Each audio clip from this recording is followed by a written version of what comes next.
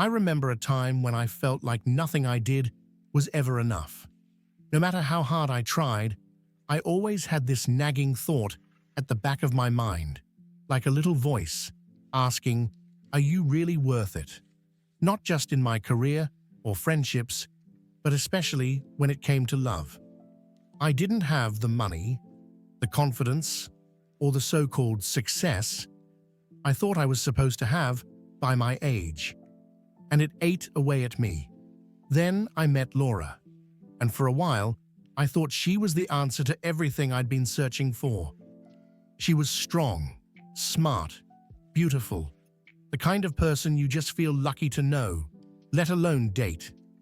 I honestly believed that if someone like Laura could love me, then maybe I was worth something after all. Maybe I was finally enough. But here's the thing. When you put your self-worth entirely in someone else's hands, you start to lose sight of who you are. I thought Laura could help me escape those insecurities, but slowly I started to realize that they were only getting worse. Looking back, I can see it clearly now, but at the time, it was like walking through a fog, convincing myself everything was fine, that I just had to try a little harder, do a little better, be a little more. But deep down, a question started to grow inside me. What happens when the very thing you think will save you actually starts to hold you back? I had this idea in my head, that if I just worked a little harder, tried a little more, everything would fall into place. I'd get the promotion, I'd start feeling like I actually belonged, and maybe, just maybe, I'd feel like I was good enough to deserve real love. I think most guys like me have that same belief bubble at some point in their lives. We get caught up in this idea that if we can just get all the pieces of the puzzle together, get the job, the house, the right status, then everything will be fine. Then we'll feel worthy. But for me, that bubble was starting to burst, and I wasn't even aware of it. I remember thinking to myself, if I can just get Laura to see the best in me, maybe I can believe it too. So, I worked harder. I tried to be the guy I thought she wanted. I pushed myself to be better, more successful, more confident. And for a while, it felt like I was doing the right thing. I was making all the moves, following all the steps, but something wasn't right. I'd tried to tell myself I was doing well, but the nagging feeling didn't go away. It was like, no matter what I did, it didn't feel like I was ever really enough. I could see it in her eyes sometimes, in the way she'd look at me, not with admiration, but with doubt. She'd say little things, not even directly, but enough for me to feel it. It started with her comments about how I could do better at work, how I could be more ambitious, how I wasn't reaching my potential. And at first, I didn't think much of it. I thought it was just her way of pushing me. But as time went on, I realized that no matter how hard I tried, she always saw the worst in me. The failures, the things I wasn't doing right, the things I still needed to fix. And then, it hit me. All this effort, all this striving, wasn't for me, it was for someone else's approval. But that approval wasn't going to fix the things that were broken inside me. I had this belief that if I just got everything right, if I just kept pushing myself to be better, that everything would fall into place. But the truth was, I was chasing a version of myself that didn't exist, and I was losing sight of who I really was in the process. When I first met Laura, I thought I had found everything I was looking for. She was confident, independent, and had a way of seeing the world that just lit up the room. And for someone like me, who had always struggled to feel like I measured up, her attention felt like a breath of fresh air. She was the type of person everyone admired, and I was lucky enough to be the one she was interested in. We went on dates that were full of laughter, adventure, and that electric feeling of discovering someone new. At the time, I thought, maybe this is it. Maybe this is what I've been working so hard for. She made me feel like I could be better, that I could be the man I always wanted to be. She had this way of pushing me, but in a way that made me believe I could reach those higher goals. I didn't feel like I had to fake anything. She seemed to accept me for who I was, flaws and all. At first, everything felt effortless. We spent hours talking about our dreams, about where we wanted to be in 5 years, about the kind of life we wanted to build. I remember thinking, this is what love is supposed to feel like. I was on cloud 9. I was ready to dive headfirst into the relationship, and honestly, I thought we had everything we needed to make it work. She was the missing piece of the puzzle I didn't even know I was looking for. But I'll admit, a part of me couldn't shake this voice in the back of my head. What if I'm not enough? What if I mess this up? I tried to push those doubts aside, telling myself that I was doing well. I was good enough for her, right? I had to be. But little by little, I started to see that her expectations of me, of who I was supposed to be, were starting to rise higher and higher. It wasn't immediate, but over time, I noticed that the cracks in my belief bubble were starting to widen. At first, it was subtle.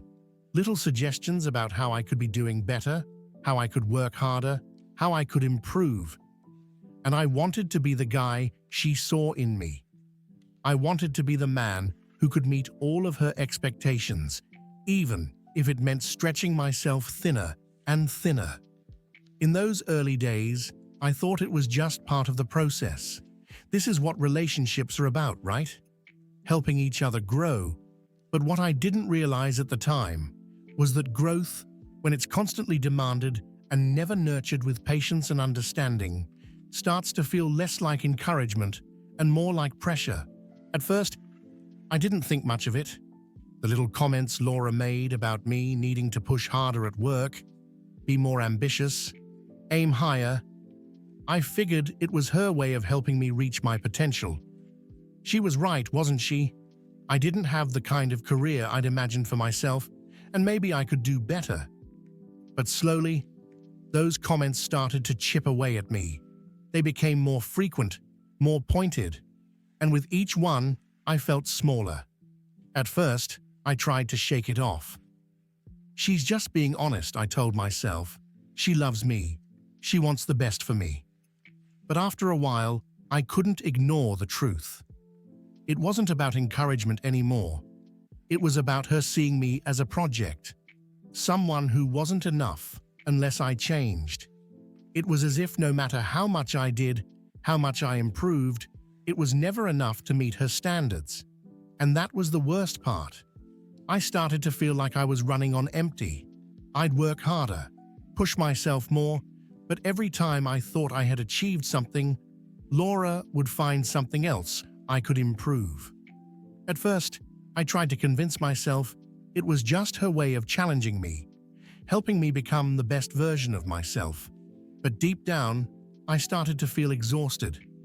I didn't feel supported. I felt judged. I remember a night when I came home late from work, feeling defeated after a long day. I'd just hit a major deadline at the office, but I could see it in Laura's face when I walked in. She looked at me, but not with admiration or pride. She looked at me like I'd failed her. "Is that really all you've got?" she asked, barely lifting her eyes from her phone. That one line stuck with me. I had given everything I had that day, but it wasn't enough. The criticism was subtle, always wrapped in what sounded like concern, but it stung. Every day felt like I was walking on eggshells, wondering if I was doing enough, being enough. The worst part? I couldn't even pinpoint when it started. It wasn't like Laura ever yelled at me or directly told me I wasn't good enough. It was more insidious than that. It crept in, little by little, until it felt like I was drowning in a sea of not enough. And the more I tried to meet her expectations, the more I realized I was losing sight of myself. I wasn't doing things because they felt right for me. I was doing them because I wanted her to be proud of me, and I was starting to wonder, was this love? Or was I just trying to be someone I wasn't for someone who could never see me for who I truly was? I was afraid to admit it, but deep down, I started to feel like I wasn't the person she wanted. No matter how hard I tried, it seemed like I'd never measure up. There was one moment, one conversation, that I'll never forget. It was like a switch flipped, and everything suddenly made sense. I remember we were sitting in the living room after dinner. It was one of those quiet evenings where everything felt tense, but we both pretended it wasn't. Laura had been distant all day, and I could feel that familiar knot in my stomach, wondering what I had done wrong this time. We'd been here before, too many times to count. She had that look on her face, the one that told me I was about to hear something that would cut deep. "Mike," she said, her voice softer than usual, but still sharp. "Why can't you just push yourself harder? You have so much potential, but you're wasting it." And that was it. Something in me just snapped. I wasn't angry, not at first. I wasn't upset either. I was just, tired. I sat there staring at her, and for the first time in what felt like forever, I stopped trying to please her. "Laura," I said, my voice steady but heavy, "I don't know how much more I can give. Every time I think I'm doing enough, you ask for more. I've been trying to be the man you want me to be, but I don't even recognize myself anymore." There was a long silence. I could see her eyes soften, but I didn't care. I had reached my breaking point. I realized in that moment that I wasn't being fair to either of us. I couldn't keep pretending that everything was fine, when deep down, I was losing who I was. "Maybe I'm not the guy you need," I said, my heart pounding. "Maybe I'm not the guy I need to be either. But this isn't working. I can't keep living in your shadow, hoping I'll be enough. I need to be someone who can stand on his own, without constantly trying to prove myself to you." Laura didn't say anything at first. She just looked at me, eyes wide, almost like she was seeing me for the first time. But I wasn't looking for her approval anymore. I wasn't looking for anything from her. I was finally standing up for myself. And in that moment, I realized I couldn't keep sacrificing my own happiness for the chance at hers. I could see the shock in her eyes as the words sunk in. She was hurt, yes, and she probably didn't understand fully why I was saying it. But for me, it was the first time in a long time I felt free. Free from trying to live up to someone else's vision of who I should be. The next morning was the hardest part. I think I had hoped, even after everything, that maybe Laura would come around, that we could find a way to work through it. But as I sat there, looking at her, I knew the conversation we had the night before wasn't something that could just be swept under the rug. I didn't want to hurt her, but I also knew that continuing like we were wasn't fair to either of us. I couldn't keep pretending that I was okay, that I was happy, when inside I was slowly losing myself, and I could tell that Laura was starting to realize it too. "So, you really think this is it?" Laura asked, her voice quiet but tight. I could tell she was holding back a mix of confusion and hurt. I took a deep breath. The words came out slower than I expected, but they were clear and certain. "I don't think this is the end of us as people, but I think it's the end of us as a couple." I could see the shock on her face.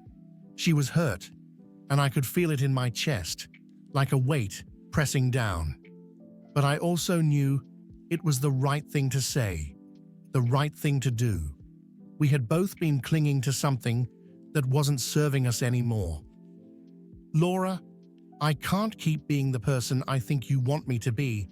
I need to find who I really am. And you need someone who can meet your expectations. But I'm not that person. Not anymore." She sat there in silence for a long time, not really crying, but not saying anything either. I could tell she was processing it, but I could also see the hurt in her eyes, and that hurt made my heart ache. But I knew deep down it was better this way. I wasn't doing either of us any favors by staying in a relationship where we both felt trapped in our own expectations. "I'm sorry," I said, looking down at my hands. "I wish I could be more, but I can't be someone I'm not, and I don't think you're happy either." Laura looked away, her lips trembling slightly. "I don't know what to say. I thought we were doing fine." "I thought so too," I replied. "But sometimes love isn't enough. Sometimes you need more than just love to make it work. You need respect for who you are, not who you're trying to become for someone else." It wasn't easy. It was one of the hardest conversations I've ever had in my life. But as I said those words, I knew they were true. I had to let go of the idea of who I thought I should be for her, and she had to let go of the idea that I could be who she wanted me to be. It was hard, but necessary. The days after the breakup were a blur of emotions. I remember feeling like I was walking through life with a cloud hanging over me. There were moments when I felt completely liberated, like a weight had been lifted off my shoulders. For the first time in a long time, I wasn't trying to be someone I wasn't. I wasn't pretending that everything was fine when it wasn't. But there were also moments when the loneliness hit me hard, like a wave crashing over me. I missed her. I missed the comfort of having someone by my side. I missed the good parts of the relationship, the laughter, the inside jokes, the feeling of being cared for. But in the silence that followed, I began to hear a new voice, the one I hadn't been able to hear for a long time. It was mine. For so long, I had been caught up in the idea that I needed to prove something to her, to the world, to myself. But now, I was free to focus on my own growth, my own goals. And in that quiet space, I realized something. I had been so focused on making the relationship work, on making her happy, that I had neglected my own happiness. I had sacrificed parts of myself, my dreams, my sense of who I was, just to keep things afloat. But here I was, for the first time in a long time, reconnecting with who I truly was. I spent time doing things I hadn't done in years, picking up hobbies I had forgotten about, going to the gym again, just finding joy in being with myself. And yes, there were times when I felt down, when I wished I could just reach out to her and go back to the way things were. But deep down, I knew I couldn't. I had to be okay on my own before I could ever be okay with someone else. It wasn't long before I started seeing the benefits of that space. I felt more confident, more at peace with who I was, and that's when I met someone new. Her name was Claire. Now don't get me wrong, Claire wasn't a rescue from my past relationship.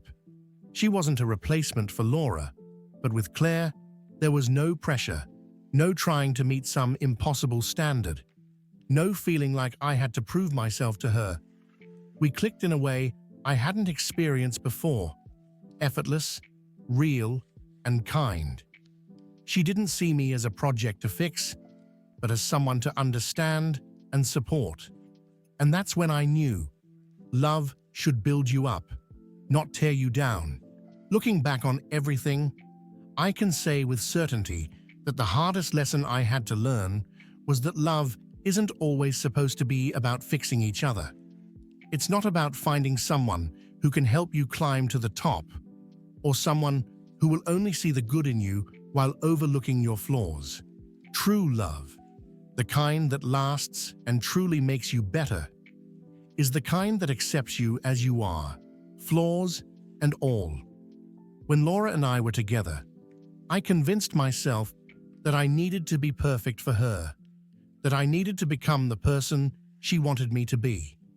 I thought if I worked hard enough, I could earn her love and respect. But in the process, I lost sight of who I really was and what I really wanted. It took losing her to realize that the version of me I was trying to become wasn't a version I liked very much. I've learned that love should be freeing, not suffocating. It should challenge you to grow, but not force you to change in ways that feel unnatural. I spent so much time and energy trying to mold myself into someone I wasn't, and all that effort left me exhausted and disconnected from my own identity. I thought I was building a better version of myself, but I was just building a version of me that wasn't authentic. And honestly, I think Laura learned that lesson too. After the breakup, we both had time to reflect and grow. We weren't the same people anymore, and maybe that's why we couldn't work. But I know she became more aware of the things that mattered in a relationship, the things that make it healthy and fulfilling. Not just the constant need for change, but the acceptance of who someone truly is. I'm not saying I don't have flaws or that I'll never have to work on myself. I still have goals, still have things I want to improve. But the difference now is that I'm doing it for me, not for someone else. Looking back, I can honestly say I'm grateful for the pain. I'm grateful for the lesson, because it taught me to never settle for a relationship that makes me feel like I'm not enough. And it also taught me that it's okay to walk away when something isn't working. It's okay to love yourself enough to know that you deserve better. Someone who can love you for who you are, not who they want you to be. And that's when I met Claire. It wasn't an immediate whirlwind. It wasn't perfect, but it was real. It was a relationship where I didn't have to pretend. It was a partnership where we supported each other, where we built each other up. There was no pressure to be anything other than who we were. And that, I realized, was the kind of love I'd been searching for all along. So, where does that leave me now? Looking back at the whole journey, everything with Laura, the heartbreak, the pain, the growth, I've realized that the most important thing I've gained is the ability to be true to myself. I didn't just walk away from a relationship. I walked away from a version of myself that wasn't real. I had to shed that old skin and allow myself to grow into the person I am today. Someone who knows his worth. Someone who knows that love is about building each other up, not tearing each other down. I think a lot of people get stuck in relationships that feel like they're constantly trying to live up to expectations, either their partners or their own. We get so focused on what we're supposed to be that we forget what it means to just be. The kind of love that I thought I wanted, the kind that pushes you to always do more, always be better, doesn't always come with the joy and fulfillment you expect. Now with Claire, I can say that I know what healthy love feels like. It's not about reaching some idealistic version of myself. It's about two people coming together, understanding that neither of them is perfect, but that together they can support and grow, not because they need to be fixed, but because they genuinely care for each other. There's no judgment, no constant push to change. It's about accepting each other in a way that feels natural and safe. Sometimes we need to go through the hardest moments in life to realize that what we were searching for all along was right there inside us the whole time. After the breakup, I had to be alone for a while, and at first, it felt like I was losing everything. But in reality, I was gaining something I didn't know I needed. A stronger sense of self, the confidence to stand alone, and the clarity to know what I truly wanted in a partner. Now, when I look back at the relationship with Laura, I don't hold on to anger or regret. I understand why it had to happen the way it did. It wasn't just about love between two people. It was about learning what it means to love yourself first.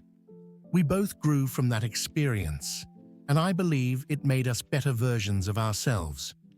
And the most important part, I'm no longer afraid to be who I am. I've learned that sometimes, in order to find the right love, you have to first love yourself enough to let go of what doesn't serve you. And if you're lucky, you'll find someone who does the same for you.